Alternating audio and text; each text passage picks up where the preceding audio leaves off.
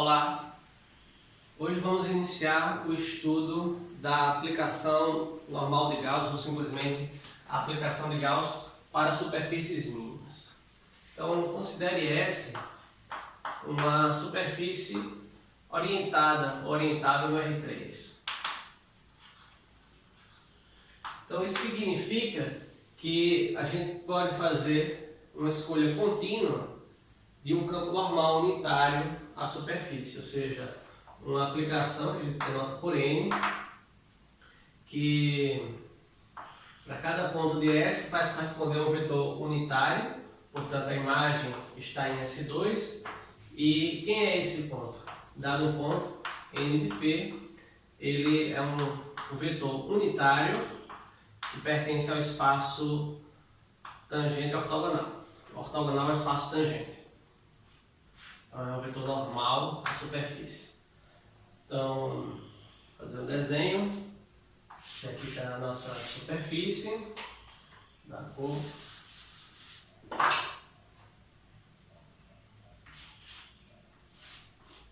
S.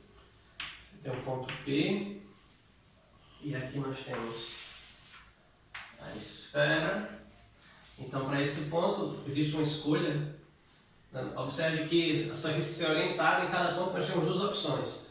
Uma dessas escolhas é a aplicação de Gauss. Qualquer uma dessas escolhas é a aplicação de Gauss. Feita essa escolha, essa aplicação é contínua.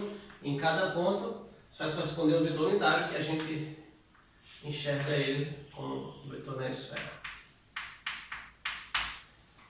Bom, como essa aplicação, ela traz muita informação sobre a geometria da superfície, porque nós sabemos que o quanto o espaço tangente varia na superfície, isso diz para a gente quanto a superfície se curva no espaço. Ora, mas nesse caso, a variação do espaço tangente é equivalente à variação do vetor normal. Então, a derivada dessa aplicação traz informação sobre a curvatura da superfície. A derivada dessa aplicação é chamada de operador de Weingarten ou operador forma, e o traço dessa aplicação normalizado é a curvatura média da superfície, isso determinante é a curvatura gaussiana. Mas hoje vamos analisar o que acontece com a aplicação de Gauss para superfícies mínimas. Então, para isso, vamos considerar uma parametrização isotérmica de uma superfície mínima.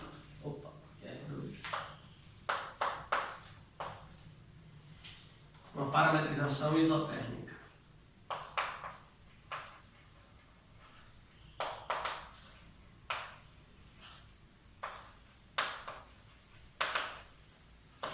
Ok? Então, digamos que x, onde tradicionalmente as coordenadas sejam x1, x2, x3. As coordenadas desse domínio, onde x está definido, vamos denotar por u e v. Então, xu é a derivada de x em relação a u, e xv que é a derivada de x em relação a v, são campos tangentes à superfície, os campos coordenados. Dizer que a parametrização isotérmica significa dizer que a norma de xu ao quadrado é igual à norma de xv ao quadrado, e essa função, em cada ponto da superfície, isso aqui define uma função, e a gente vai denotar, nesse caso, por lambda ao quadrado. E a outra propriedade é que esses campos eles são ortogonais.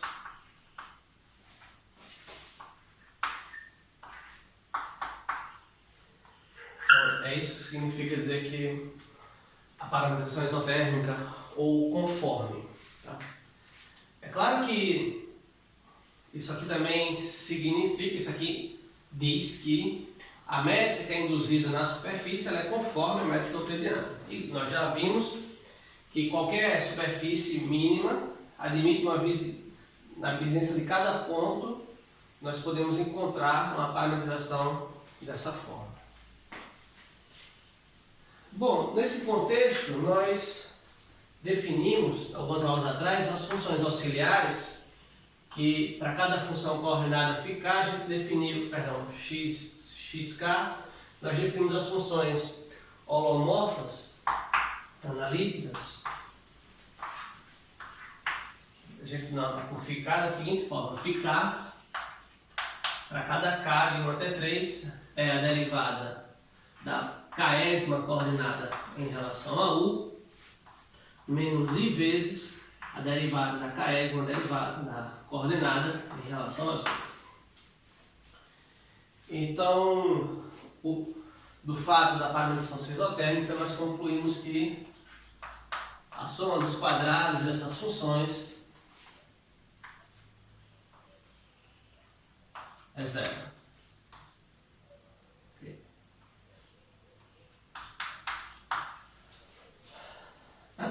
E sabemos também que a nossa, como vimos aqui, a representação de Weierstrass, a parte real dessas coordenadas aqui, a parte real de φ1, parte real de φ2, parte real de φ3, essencialmente, né, a integral delas recupera a superfície, tá certo? Bom, nós vimos também o seguinte, e é isso que eu quero fazer um refinamento agora nessa aula, refinamento da representação de Weierstrass, mas recordando que nós definimos as funções também complexas, f como sendo φ1 menos i φ2 e g como sendo φ3 sobre isso aqui, se estiverem definidas, tá? Vou colocar assim. Então, se isso aqui vale, se for possível escrever dessa forma, então nós sabemos que a gente pode, como existe essa equação aqui, a gente recupera φ1, φ2 e φ3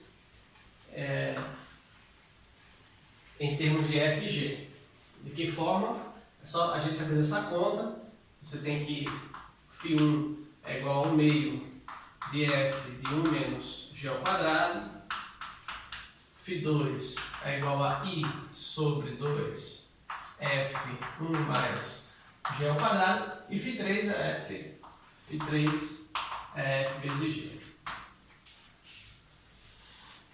Bom, a pergunta é... Nós vimos aqui, algumas aulas atrás, quando estudamos a representação de Weierstrass, nós consideramos representações dessa forma para f e g, quando f e g são funções analíticas. Eu queria chamar a atenção, devia ter feito isso antes também, que a gente pode considerar o caso um pouco mais geral, em que a g, por exemplo, é uma função meromorfa. Ou seja, ela não está definida em alguns pontos, nesses pontos ela vai para infinito. Desde que essas funções resultantes aqui sejam analíticas. Ora, para isso, uma das maneiras é que sempre que G tiver um polo, digamos de ordem K, então a gente vai pedir que a F tenha um zero de ordem 2K, de forma que essa operação aqui, esse produto, vai se tornar uma função holomorfa. Então é isso que diz agora o nosso próximo lema.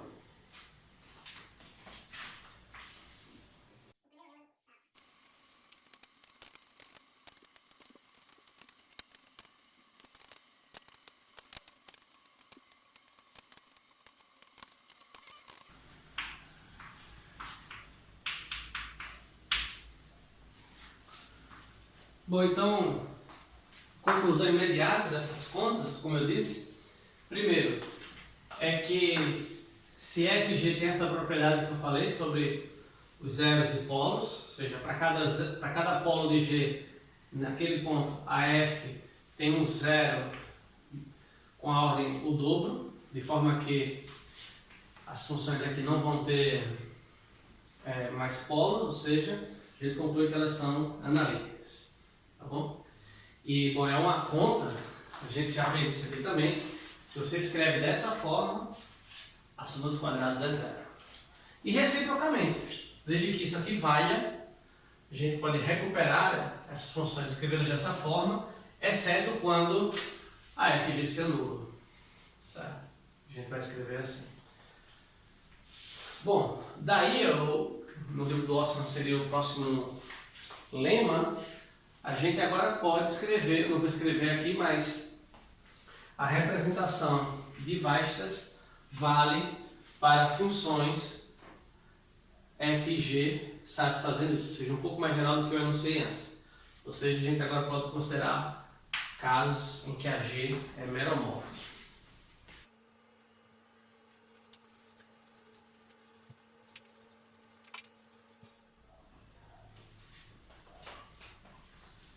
Agora vamos fazer uma observação sobre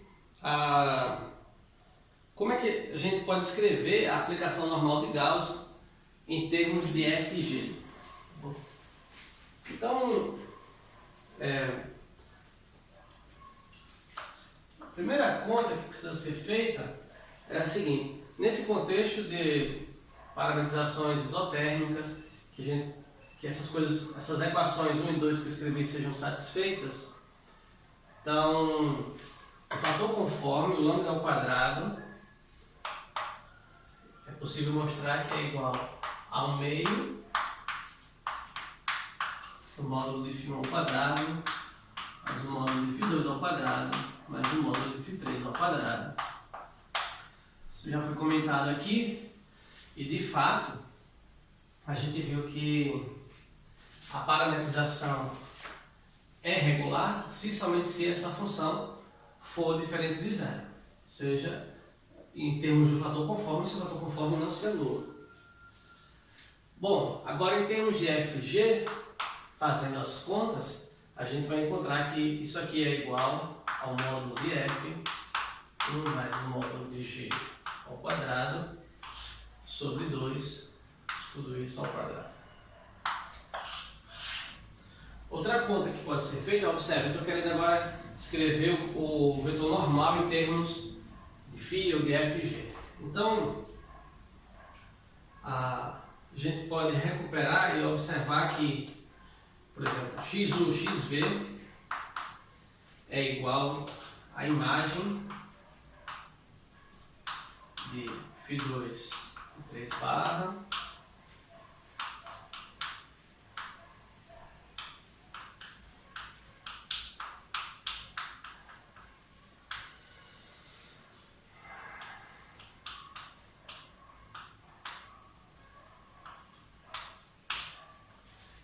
é possível provar isso, escrever diretamente as derivadas e calcular esse produto vetorial. E em termos de f e g, esse vetor ele é igual a módulo de f ao quadrado mais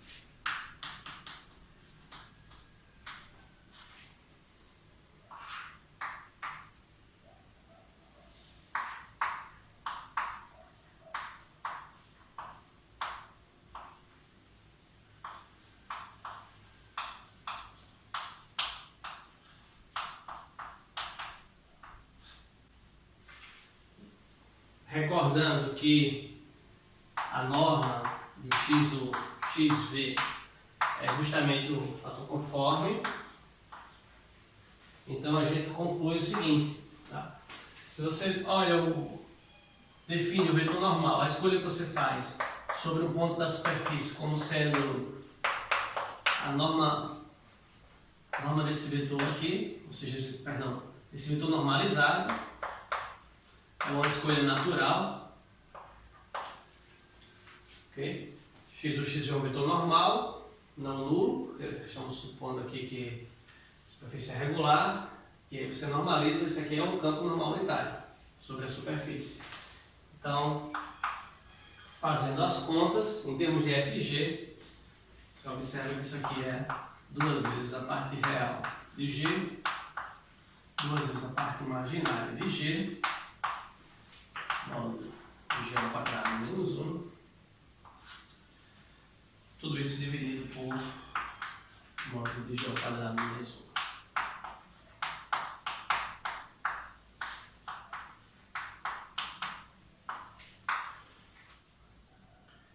Vamos denotar essas três coordenadas do campo normal por N1, N2, N3. Em particular, vou precisar dessa igualdade para um resultado posterior, ou seja, especialmente a questão da terceira coordenada do vetor normal ser dada por essa função aqui. Agora considere a projeção estereográfica pelo polo norte. Vou denotar por π a aplicação que vai de S2 menos o polo norte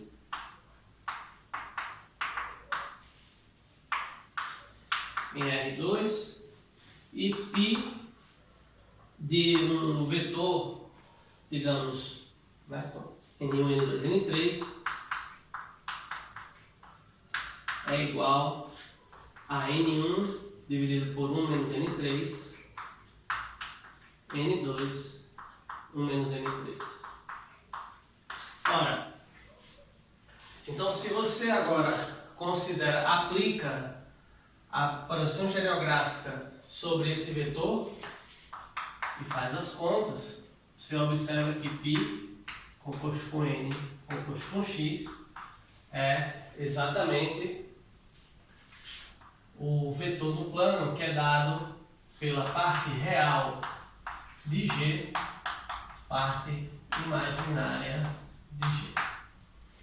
Ficou como exercício nesse curso, em uma das listas, fazer essas contas. Olha, o que é que isso diz pra gente? Isso diz pra gente o próximo lema, que diz o seguinte, aqui é o lema 2, que diz que se x é uma parametrização isotérmica regular em uma superfície mínima, no R3, então a sua aplicação normal de Gauss é analítica no sentido como aplicação entre duas superfícies de Riemann. Tá? E a demonstração é exatamente essa, porque isso aqui você identifica naturalmente com a aplicação G, certo? Ou seja, tem a sua superfície, tem aqui a aplicação N na esfera, e a gente recorda que uma aplicação entre superfícies de Riemann ela é analítica se em coordenadas locais é uma aplicação analítica. Então, nesse caso, estamos considerando aqui a parametrização conforme x, e aqui a projeção estereográfica, R2, e o que a gente está mostrando é que em coordenadas, essa aqui é a aplicação G, ou seja, G é igual a π composta com N composta com x. Uma observação importante é que, bom, em geral, a aplicação normal de Gauss ela só está definida para superfícies regulares.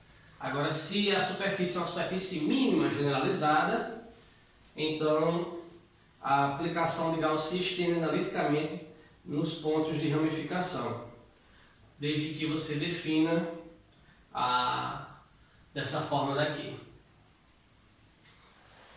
Bom, no lema anterior acabamos de ver que a aplicação normal de Gauss pode ser dada em termos da função G. Ora, em análise complexa, existe um resultado forte chamado pequeno teorema de Picard, que diz o seguinte, que se você tem uma função, generaliza o teorema de Liouville, se G é uma função inteira, analítica inteira, ou seja, definida em todo o plano, analítica, então, se ela não é constante, a imagem ou é o plano inteiro, ou omite no máximo um ponto. Aplicando o pequeno teorema de Picard para a aplicação normal de Gauss, a gente vai obter esse lema daqui. Ou seja essa é uma superfície mínima generalizada. Eu observei depois do lema que, nesse caso, a aplicação de Gauss se estende, né? A gente está bem definida também. Mas suponha que essa superfície é definida por uma parametrização definida sobre o plano inteiro. Então, ou S é parte, um pedaço do plano, ou a imagem da superfície pela aplicação de Gauss, a gente chama de imagem esférica, cobre a esfera inteira ou a esfera menos, no máximo, 2 pontos. Ou a esfera menos 1 ponto, ou a esfera menos 2 pontos. Antes de fazer a demonstração, queria dizer que a superfície de Henneper cobre a esfera menos 1 ponto, por exemplo, menos o 001, a menos de uma rotação, e o catenoide, a imagem esférica do catenoide, né?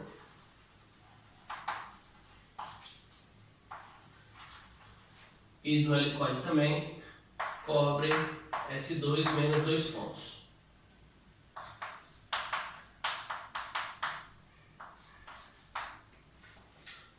Certo? Então, e ambas essas superfícies, e o catenoide e o helicoide também, elas podem ser, como vimos também, parametrizadas pelo plano inteiro. Ok? O da Henneper precisa mais ser direto. Do catenoide nós vimos que existe uma aplicação analítica que leva o plano no plano menos a origem, e daí temos uma parametrização conforme para o catenoide.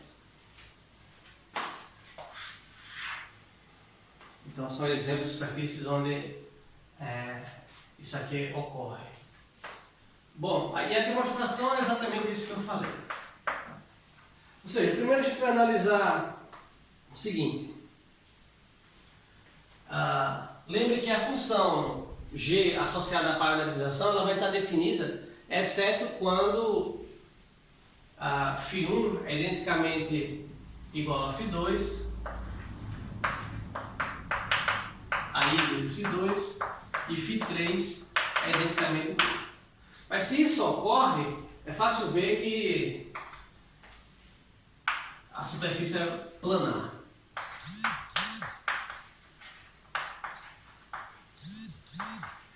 Ok? Porque a gente sempre pode usar essas funções φ1, φ2, φ3 para recuperar a superfície pela sua representação de Weierstrass. Em termos das funções f e g, apenas fora desses casos. Tá? Então o primeiro passo é, se for o caso, se a gente não pode usar f e g, a gente pode usar ainda φ1, φ2 e φ3, só que se isso aqui acontece, ela é parte de um plano. Caso contrário,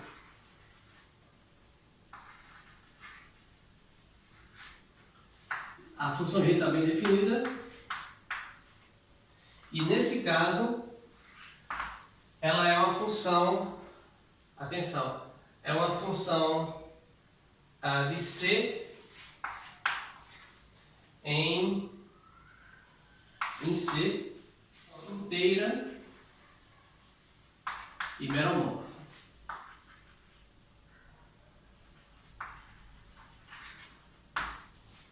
E de novo, então só pelo pequeno teorema de Picard,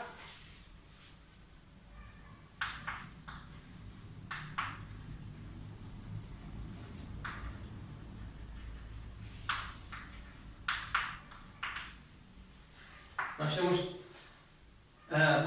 três opções. Ou G é constante, e se G for constante, novamente S é parte de um plano, ou G é constante.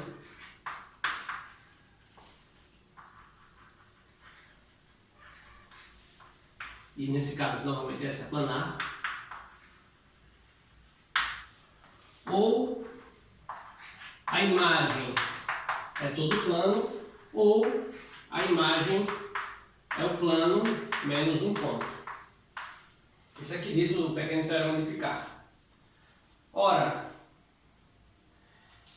em termos, traduzindo isso aqui em termos da aplicação de Gauss, isso quer dizer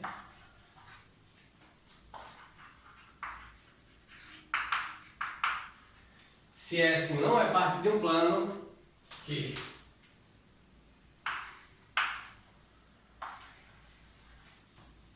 vou escrever assim, não é planar, então a imagem, ok? Imagine agora pela projeção estereográfica inversa, se a imagem de G for C, isso significa que a imagem de N, a imagem de S por N, nesse caso, seria a esfera menos um ponto. Menos um ponto. Ou, nesse caso, seria a esfera menos 2 pontos. Ou seja, em outras palavras, esse teorema, como eu disse, essencialmente é uma tradução do teorema de Picard para o contexto de superfícies mínimas. Desde que esse resultado serve para a gente aplicar o teorema de Picard, superfícies que são dadas por parametrizações definidas no plano inteiro. Então, no resultado anterior nós vimos que, bom, no caso em que você tem uma superfície mínima generalizada, que é dada por uma parametrização definida no plano, a imagem esférica, né, da superfície, ela vai omitir no máximo 2 pontos. Então a gente pode se perguntar o que acontece no caso geral, tá certo? Isso foi objeto de muita pesquisa na década de 80 e vários resultados importantes foram conseguidos. Vamos mostrar aqui que o resultado do Wasserman, um dos primeiros resultados nessa direção, que no caso de uma superfície mínima completa no R3, a imagem da aplicação de Gauss é densa. Tá? Depois eu vou mencionar os resultados que foram mais gerais e como essa história terminou. Bom, mas essa demonstração é bastante bonita e interessante, e a gente começa com o lema técnico. Achei muito bonita a demonstração. O lema, a princípio, é geral, né? Não tem superfícies aqui, a gente vai aplicar isso aqui depois. Esse lema diz o seguinte: se nós temos uma função analítica definida no disco unitário, ok?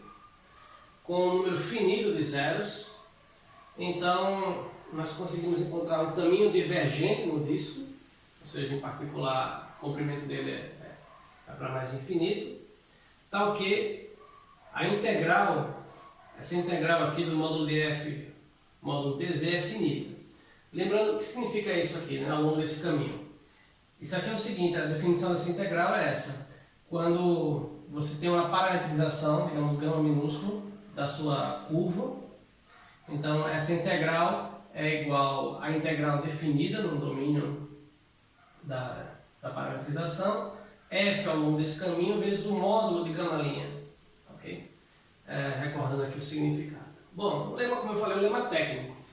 Depois a gente vai aplicar para superfícies mínimas.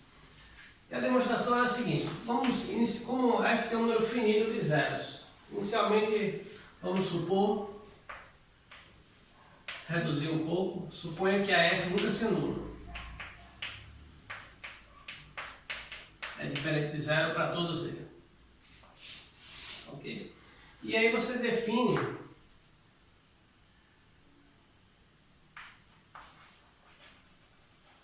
a função f maiúsculo de d em c como a integral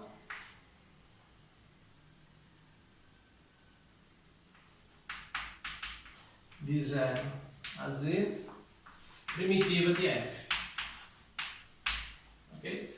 Ora, particular, essa hipótese daqui, ou seja, a derivada de f nunca se anula, isso significa dizer que f' de z, que a f de z é diferente de zero, portanto, f é um dígito local.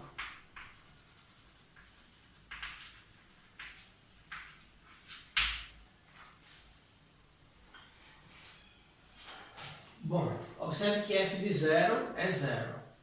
Considere G um ramo, ou seja, para a imagem, é um dos ramos, o ramo da inversa de f. tal que G de 0 é 0. Como f de 0 é 0, a gente encontrou o ramo que tem essa propriedade aqui.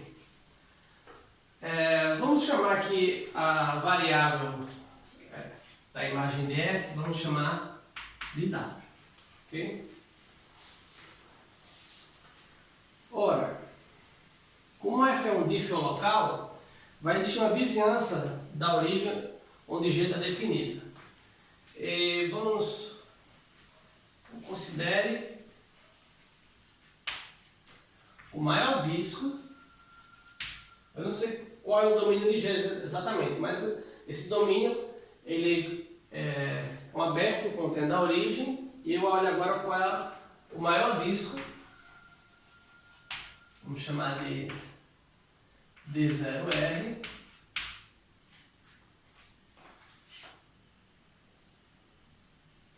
No qual G está definido.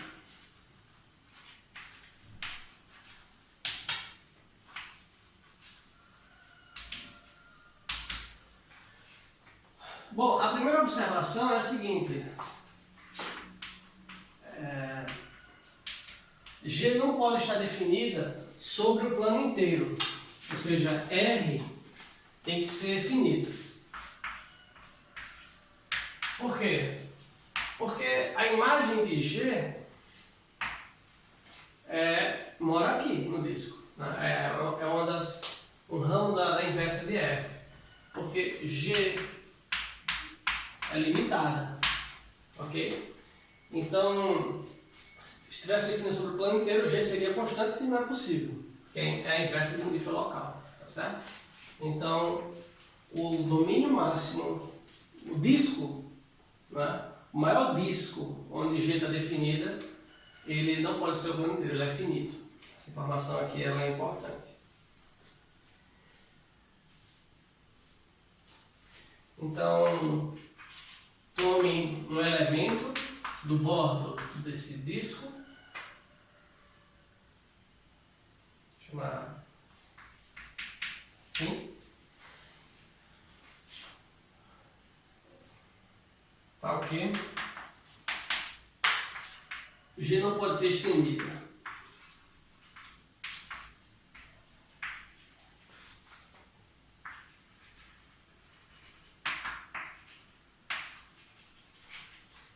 Há uma vizinhança desse ponto.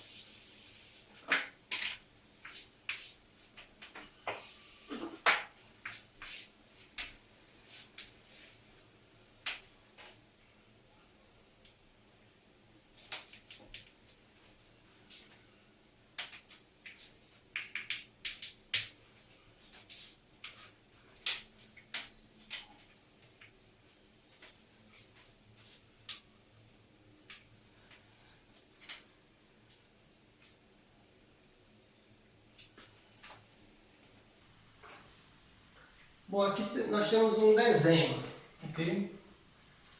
Ou seja, aqui a F definindo o disco, não sei qual é a imagem dela, peguei um G, um dos ramos da inversa, que leva a origem na origem, e tomei aqui o disco, o maior raio, um domínio de G, que eu não sei qual é, onde G está definido. Bom, agora eu vou considerar, e aqui está o ponto W0, onde a G não pode ser estendida, porque é nenhuma vizinhança.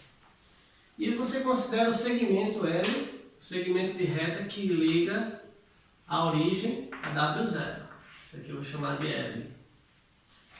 O nosso caminho candidato é a imagem de L por G.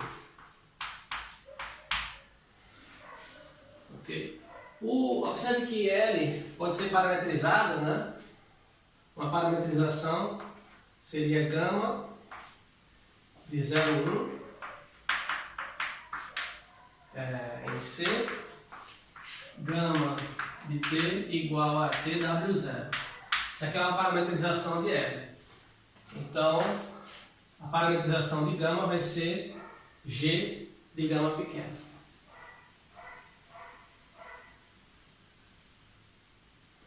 A minha afirmação é que gama é um caminho divergente.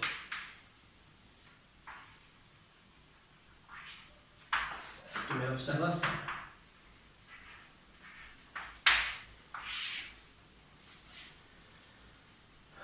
Bom, a demonstração desse fato aqui é a seguinte.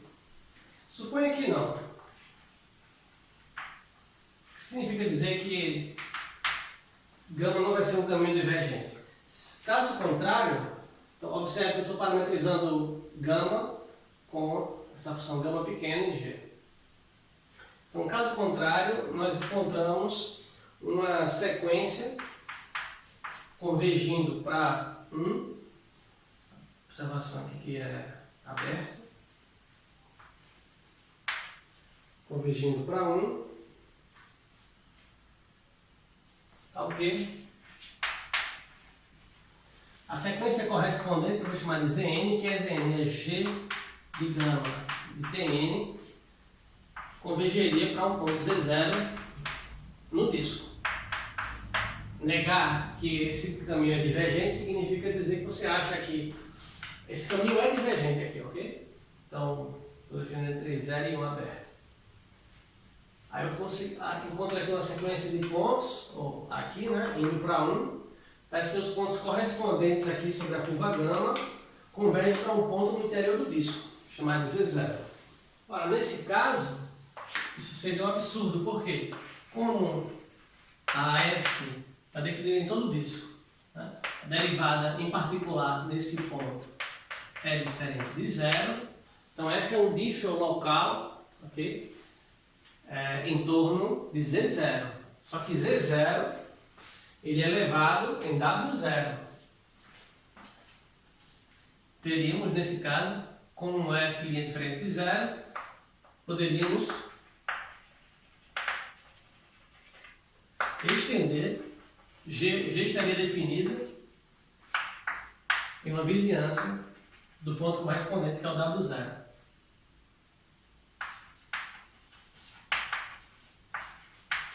Certo? Que a gente está supondo que não pode. Certo? Então, isso garante que esse caminho ele é divergente. Agora, vamos calcular aquela integral. Bom, primeiro, lembre-se, né?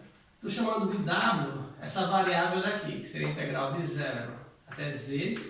W é o F é o F grande, tá? W é F de Z, que é igual a integral de 0 até Z de F de zeta de zeta. Em particular, quando você considerar a parametrização, ou seja, isso aqui tudo dependendo de T agora, você vai ter que dW dt, pela regra da cadeia, é F de Z de T, tá bom? Vou colocar assim, tudo aqui depende de T, dz dt.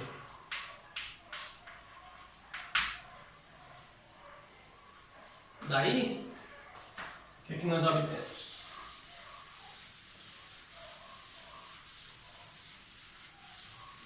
Vamos calcular agora a integral.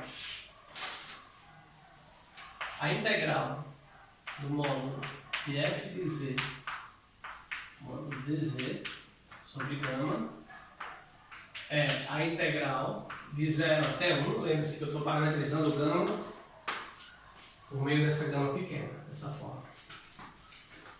Essa aqui é a gama.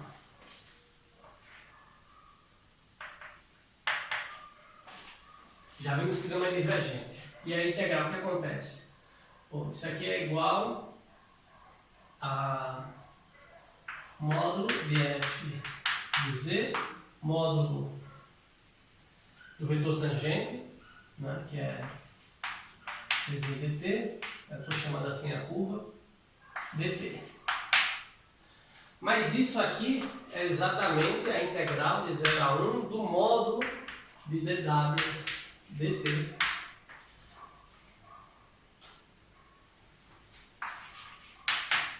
Que é a parametrização desse segmento daqui. Certo? Então, isso aqui não é nada mais, nada menos do que o comprimento desse segmento, que é R grande. Tá? Isso aqui é Rzão, que é finito.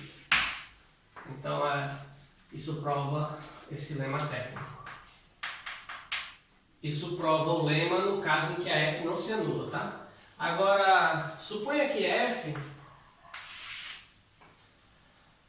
Suponha, no caso geral, tá? Sejam Z1 até ZK os zeros de F com ordens N1, NK. Então considere, você define a função F1 de Z como sendo f de z, que multiplica 1 menos z1 barra vezes z, esse 0, dividido por 1 por z menos z1, etc. Você faz isso com todos.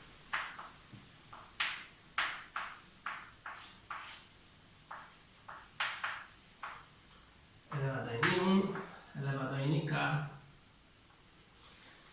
Então, ao fazer isso aqui, o que você obtém? Você obtém agora uma nova função e você está agora tirando os zeros de z. Z não se anula mais, tá? Verifica isso. E o módulo de f é menor ou igual que o módulo de f1. Bora. Então, para f1 existe o caminho divergente cuja integral é finita. No mesmo caminho, quando você integrar para f por comparação, para f também vai ser finita. Tá? Isso aqui é a conclusão, agora sim, a conclusão do lema no caso geral, com essa observação. Bom, agora para finalizar, eu vou mostrar o teorema de Osserman sobre a imagem esférica de uma superfície mínima completa. O teorema dele diz o seguinte: se essa superfície mínima completa é regular no R3, então, ou S é um plano. Se S não for um plano, a imagem da aplicação de Gauss é um conjunto denso em S2. Ok? Bom, antes de apresentar a demonstração, nós já temos todas as ferramentas. Eu queria contar um pouco da história desse problema, ou seja, os exemplos mostravam que a imagem esférica de uma superfície mínima completa só omitia alguns pontos. Certo? Mas em 81, o Frederico Xavier ele demonstrou que a imagem esférica omite no máximo 6 pontos. Ou seja, se omitir 7 pontos ou mais, já é um plano. Isso foi um teorema, um resultado excepcional na época e até hoje tem um resultado muito interessante. Logo em seguida, em 88, Lopes e Royce melhoraram a cota para 5 e finalmente Fujimoto, em 88 também, demonstrou que a imagem omite no máximo 4 pontos, que é um resultado ótimo, porque nós sabemos, por exemplo, que a superfície de Scherk, que é duplamente periódica, ela omite exatamente 4 pontos. Certo? Então, um breve histórico dessa linha de pesquisa. Tá? Então hoje vamos ver a demonstração desse teorema. Como eu disse, nós já temos as ferramentas. Bom, primeira coisa, a gente aplicando a rotação na superfície, a gente pode supor, vamos supor que por contradição, ou seja, indiretamente, né, pela contrarrecíproca, que não é denso, que não é um conjunto denso. Se não é um conjunto denso, então a imagem esférica não cobre um certo aberto. Aplicando a rotação, você pode supor que esse aberto é aqui uma vizinhança do polo norte da esfera. Certo? Então, isso aqui significa dizer que a imagem esférica não atinge essa vizinhança, significa que a terceira coordenada do vetor normal vai ter uma limitação por uma constante, chamada de A, estritamente menor que 1. Não se aproxima de 1. Certo? Ora, você toma agora o recobrimento universal. O recobrimento universal, superfície simplesmente conexa, e a imagem esférica é a mesma, tá certo? Dado um ponto no recobrimento universal, ele vem aqui ao ponto da esfera, e depois você aplica a aplicação normal de Gauss nessa composta, né? Ou seja, a imagem esférica é a mesma. Bom, então temos duas opções para o recobrimento universal. Suponha que o recobrimento universal seja o disco. Ora, nesse caso, o que é que nós temos? Bom, nós vimos anteriormente que em termos daquelas funções f e g associadas às superfícies, a aplicação normal de Gauss, a terceira coordenada era dada por essa expressão. Nós vimos aqui na aula. Ok? Como n3 é menor ou igual que a, que é menor que 1, isso significa que a norma de g ao quadrado é uma constante finita, tá? Que eu vou chamar de m ao quadrado. Se a é menor que 1, isso aqui é um número finito. Bom, e a gente está supondo que a superfície é regular, isso significa que f nunca seja nulo, tá bom? Agora, dado um caminho qualquer na superfície, quando você tenta calcular o comprimento dele na métrica, né, sobre a superfície, agora a gente escreve aqui o fator conforme em termos da f e da g, ok? E agora a gente usa esse fato, que a norma de g ao quadrado é limitada, então isso aqui se reduz essencialmente a menos g ao constante, a integral do módulo de f. Só que nós vimos no lema 4 que existe um caminho divergente, né, se a superfície é do tipo disco, se nós estamos isso aqui pode ser feito por recobrimento universal, se nós estamos no disco, existe um caminho divergente, tal que essa integral é finita. Ora, mas isso significa que para esse caminho divergente, o comprimento dele é finito, então S não pode ser uma superfície completa. Então, o recobrimento universal não pode ser do tipo do disco. Por outro lado, se o recobrimento universal é o plano, aí nós vimos no lema 3 que ela é nesse caso, a superfície é um plano, ou omite no máximo 2 pontos, não foi? Ora, mas como ela está omitindo aqui um aberto, então necessariamente tem que ser um plano. Esse é o final da demonstração, tá ok? Bom, só mais um comentário. Existem resultados mais fortes, inclusive do próprio Osserman, no caso em que a gente supõe que a superfície tem curvatura total finita. Isso é um assunto no livro, a sequência natural, estudar a superfície com curvatura total finita, mínimas de curvatura total finita, é um tópico muito importante. E outra coisa que eu gosto também de analisar e estudar seria o estudo da segunda variação da superfície, a fórmula da segunda variação da área, onde a gente pode estudar o conceito de estabilidade. Agora, vou parar o curso por aqui, dado que esse período foi um curso mais curto, dado o momento que estamos vivendo de pandemia, e mencionar também que no curso todos os alunos prepararam um trabalho final sobre tópicos extras no curso e apresentaram de modo remoto também. Tá?